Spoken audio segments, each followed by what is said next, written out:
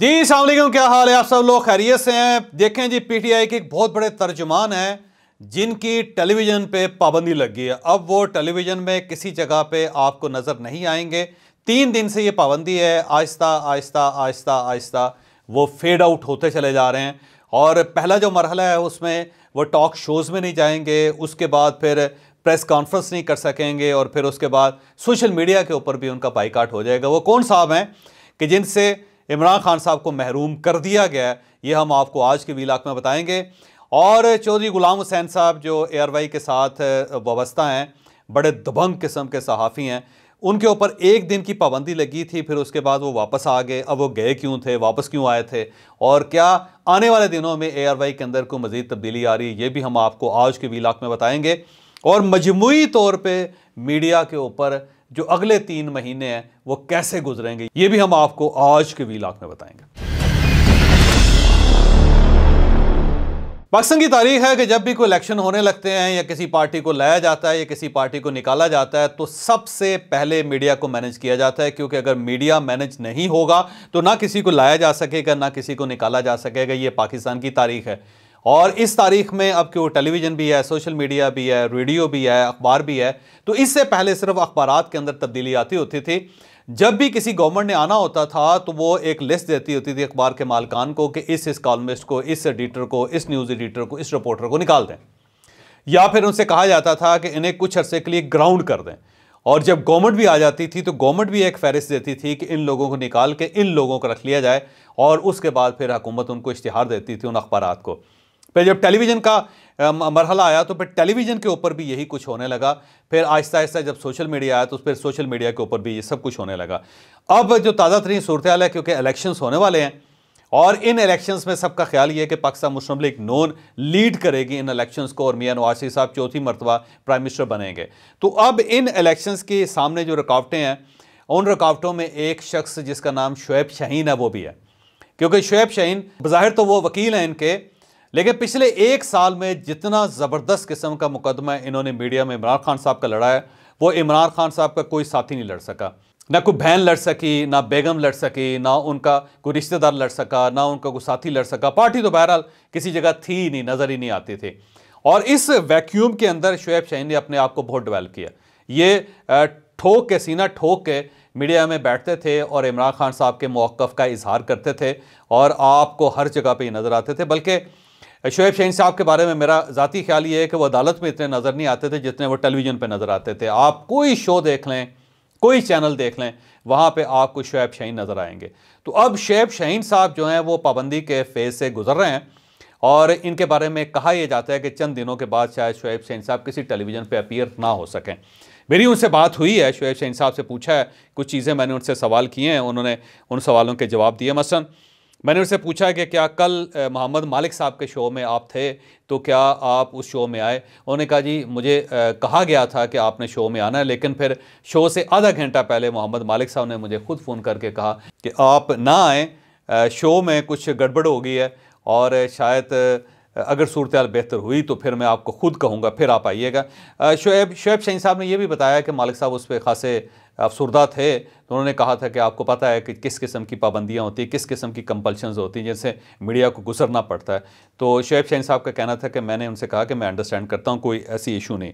फिर उन्होंने कहा कि PNN पे मेरा शो था, वहाँ से भी वो फ़ोन आ गया मुझे कि आपने PNN पे भी तशरीफ़ नहीं लानी।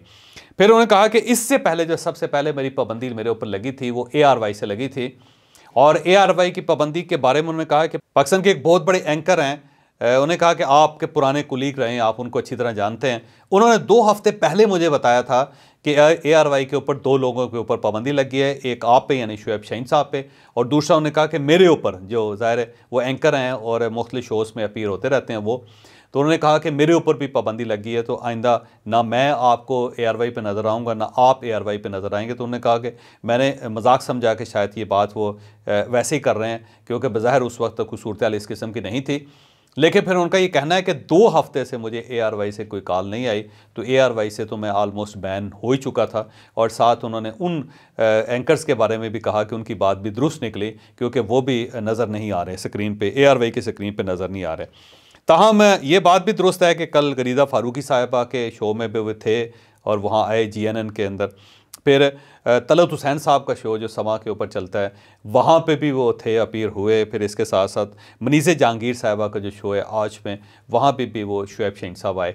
लेकिन अब आज के शोज़ देख रहे हैं क्योंकि आज 3 शोज़ में उनको इनवाइट किया गया है। एक शोज़ तो हामिद मीर साहब का है, उसके अंदर शुएब शाहीन साहब ने 8 बजे अपीयर होना है। फिर 8 बजे ही उन्होंने समा के शो में नदीम मलिक साहब के शो में आना है। और एक तीसरा शो भी है जो 10 बजे ज़ाहिर चलेगा, उसके अंदर भी उन्होंने आना है। तो अब सवाल ये है कि आज अगर वो अपीयर होते हैं, कुछ चैनल्स पे नज़र आते हैं, तो फिर इसका मतलब ये हुआ कि ये पाबंदी सिलेक्टिव है। फिर कोई ब्रॉड पाबंदी नहीं है कि सारे चैनल्स से उनको डिसअपीयर कर दिया जाएगा। और अगर वो आज मुकम्मल तौर पे तमाम शोज़ से गायब हो जाते हैं तो फिर इसका मतलब ये हुआ कि उनके ऊपर पाबंदी लग चुकी है। और अब जो मीडिया मालिकान है उन्हें अफोर्ड नहीं कर पा रहे। अब मीडिया मालिकान इनको क्यों नहीं अफोर्ड कर रहे, ये हम आपको आने वाले दिनों में बताएँगे। लेकिन यहाँ पे ये ज़हन में रखिएगा कि शुएब शाहीन साहब अकेले नहीं हैं, इसके बाद 3 और लोग हैं जो इसी फेज़ से गुजरेंगे। और शायद अगले 15 दिन के बाद PTI का कोई भी तर्जुमान आपको टेलीविज़न की स्क्रीन पे नज़र ना आए और फिर शायद PTI के पास सिर्फ सोशल मीडिया रह जाए और वहीं पे वो तकरीरें होंगी, फिर वहीं पे बात होगी। और ये सिर्फ टेलीविज़न शोज़ तक महदूद नहीं रहेगी बात, उसके बाद शायद इनकी प्रेस कॉन्फ्रेंस जो उनको जो दिखाना जो उसके ऊपर भी पाबंदी लग जाए। शायद ये प्रेस क्लब में जाके जो वहाँ पे मीडिया टॉक करते हैं शायद उसे भी कोई ना दिखाए। और उसके साथ साथ शायद सोशल मीडिया के ऊपर जो मुख्तलिफ लोग अपना वीलॉग्स करते हैं शायद उनके अंदर भी इनके इंटरव्यूज़ ना चल सकें। अब इशू ये है कि शुएब शाहीन साहब ने ऐसी कौन सी गलती की है जिसकी वजह से उन्हें ये सज़ा मिल रही है। तो उसकी बज़ाहिर तो वजह यही नज़र आती है कि इन्होंने क्रीज से बाहर निकल के खेलना शुरू कर दिया था। और इतनी एडवोकेसी तो इमरान खान साहब खुद नहीं कर रहे, उनकी फैमिली नहीं कर रही, उनकी बेगम साहिबा नहीं कर रही, उनकी पार्टी नहीं कर, उनके MPs और MNAs नहीं कर रहे जितनी शुएब शाहीन साहब कर रहे थे। तो ज़ाहिर अल्टीमेटली कहीं ना कहीं इनको इस चीज़ का खमियाजा भुगतना पड़ना था, तो वो शुएब शाहीन साहब अब वो भुगत रहे हैं।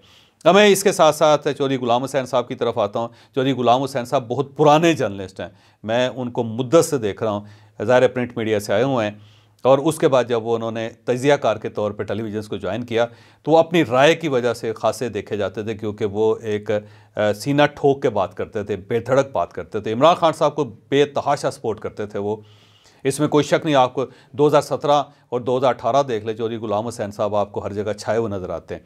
फिर जब इमरान खान साहब की गवर्नमेंट बनी तो उसमें भी वो उन्होंने एक झंडा उठाया हुआ था इमरान खान साहब का, तो हर जगह वो इमरान खान साहब की सपोर्ट करते हुए नज़र आते थे। फिर जब इमरान खान साहब की गवर्नमेंट चली गई तो उनका नैरेटिव इमरान खान साहब के साथ था, वो किसी प्रेशर में नहीं आए, ना उन्होंने गवर्नमेंट की बात मानी, ना उन्होंने PDM की गवर्नमेंट की बात मानी, ना उन्होंने रियासत की बात मानी, तो डटे रहे। फिर अचानक थोड़ा सा पलटा खाया हालात ने और आज से 2 हफ्ते पहले फिर ARY ज़ाहिर टाइट होना शुरू हुआ और उस पेच कसने के उस अमल में चौधरी गुलाम हुसैन साहब के ऊपर भी बुरा वक्त है। लेकिन याद रखिएगा कि ARY की स्क्रीन के ऊपर चौधरी गुलाम हुसैन साहब वाहिद आदमी हैं जो इस्टेब्लिशमेंट की लाइन टो करते हैं और बाकायदा फुल स्विंग में उनको सपोर्ट करते हैं। तो चौधरी साहब जो हैं इनका मौक़िफ़ बाकी इदारे से बिल्कुल मुख्तलिफ है। लेकिन फिर 2 दिन पहले उनको प्रोड्यूसर का फ़ोन आया था और प्रोड्यूसर ने उन्हें कहा था कि कल आप तशरीफ़ ना लाइएगा क्योंकि आपको ऑफ स्क्रीन किया जा रहा है। तो वो बड़े हैरान हुए कि मुझे क्यों ऑफ स्क्रीन किया जा रहा है। और फिर मैं चौधरी साहब से इसकी तस्दीक भी की। तो फिर ज़ाहिर है मैनेजमेंट के कहने पे वो नहीं गए उस दिन टेलीविज़न शो के लिए। और उससे अगले दिन फिर उसी मैनेजमेंट का फ़ोन आया कि आप वापस तशरीफ़ ले आएँ, आप कल से शो कर रहे हैं। तो कल वो शो के अंदर मौजूद थे चौधरी गुलाम हुसैन साहब। तो एक दिन के अंदर अंदर ऐसी क्या तब्दीली आई, ये बड़ी हैरानकुन बात थी। तो मैंने जब तहकीक की तो पता ये चला कि एक इम्प्रेशन सोशल मीडिया के अंदर ये बहुत गया कि इन्हें इस्टेब्लिशमेंट की तरफ से और मियां नवाज शरीफ की तरफ से प्रेशर में आके फारग किया गया। नवाज शरीफ का नाम ज़्यादा लिया गया क्योंकि वो वापस आए हैं और एंटी नवाज शरीफ समझे जाते हैं चौधरी गुलाम हुसैन साहब। तो अब क्योंकि मियां नवाज शरीफ की गवर्नमेंट बननी है तो उस तरफ से एक प्रेशर नून लीग की तरफ से आया कि चौधरी गुलाम हुसैन साहब को फारग किया जाए। तो उन्होंने फारग कर दिया। जब ये फारग कर दिया तो ज़ाहिर है फिर एक शोर हुआ बहुत ज़्यादा। तो उसके ऊपर फिर ARY बैकफुट पर चला गया क्योंकि काशिफ अब्बासी साहब इस वक्त छुट्टियों पर हैं और उनकी छुट्टियों के बारे में बहुत सारी स्पेकुलेशंस है। फिर अदील राजा साहब को वहाँ से फारग कर दिया गया जो प्रोड्यूसर थे। तो इस सारी चीज़ों ने मिल मिला के वहाँ पे एक ऐसा क्यास क्रिएट किया कि चौधरी गुलाम हुसैन साहब को वापस बुलाना पड़ा। और चौधरी गुलाम हुसैन साहब की जो वापसी है वो इदारे ने इसलिए किए कि अपनी इज़्ज़त बहाल की जा सके। ये जो इम्प्रेशन आ रहा है मार्केट के अंदर कि इदारा लेट चुका है, उससे निकला जाए। तो चौधरी गुलाम हुसैन साहब वापस आ चुके हैं, लेकिन चौधरी साहब को अंदाज़ा है कि ये जो वापसी है ये कोई लॉन्ग टर्म नहीं है, किसी वक्त कुछ भी हो सकता है और मुझे दोबारा ऑफ स्क्रीन किया जा सकता है। तो उन्होंने अपनी पेटियां कस ली हुई हैं कि मैं किसी वक्त भी यहाँ से गायब हो सकता हूँ इस चैनल से, और हो सकता है मुझे घर बैठना पड़े और हो सकता है मुझे मुल्क से बाहर जाना पड़े। तो वो मुकम्मल तौर पर तैयारी करके बैठे हुए हैं। अब ARY जो है वो भी ज़ाहिर एक बुरे फेज़ से गुज़र रहा है। अब उसके पास भी ऑप्शन यही है कि या तो वो मियां नवाज शरीफ साहब के साथ चले, हालात को अंडरस्टैंड करे, या फिर वो बाकायदा उसकी कीमत अदा करने के लिए तैयार हो जाए। तो मेरा नहीं ख्याल कि ARY कीमत अदा करेगा। उन्हें कुछ ना कुछ लोगों को दाएं बाएं करना पड़ेगा, और वो जो लोग हैं उनकी फ़हरिस्तें तैयार हैं। बल्कि कुछ लोगों का तो ये कहना है कि पूरे मीडिया के लिए कुछ फ़हरिस्तें तैयार हैं, और उन फ़हरिस्तों का जो जो निशाना बनता चला जाएगा वो फ़ारिग होता चला जाएगा। क्योंकि अगर वो फ़ारिग नहीं होता तो अगले इलेक्शंस के अंदर बहुत सारे फड्डे आएंगे, और उन इलेक्शंस को फड्डों से बचाना इस वक्त रियासत का सबसे बड़ा काम है, ताकि इलेक्शन स्मूथ हो सकें और गवर्नमेंट एक स्मूथ बन सके, और वो जो लोग उस गवर्नमेंट के रास्ते में रुकावट बन सकते हैं उनको नज़र नहीं आना चाहिए।